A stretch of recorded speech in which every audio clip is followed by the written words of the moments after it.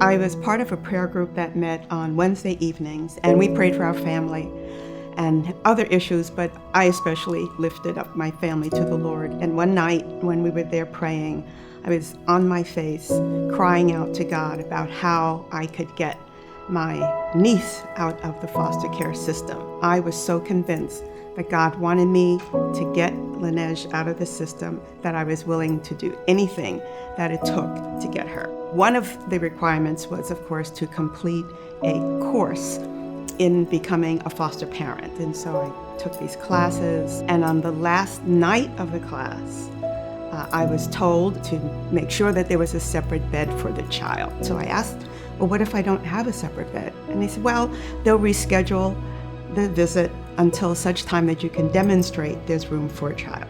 I got into my car, I was driving home, and I gripped the steering wheel, and I remember I was like leaning forward, hunched over the steering wheel, and I was so upset and so tense. God, what do I do now? What do I do now? Social workers coming on Monday morning.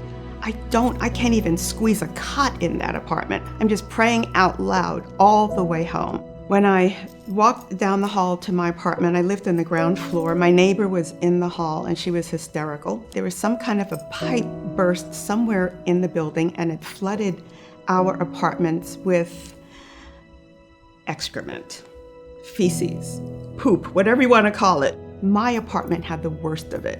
And by this time, I really my knees were weak. I just kept saying out loud, all things work together for good to those who love God. And all things God is working together for my good. That was all I could say. So when the guards came, I was a little more relieved, but not quite. They were taking me to an apartment right above where I was living. And of course, I expected, a studio. They said it would take time to clean up my apartment.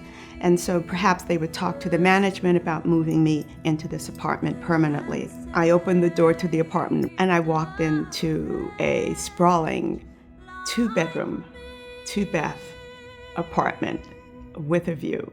It was at that point that I asked God, I said, who is this child that you would move heaven and earth for her? Who is she? And who am I that you trust me with her?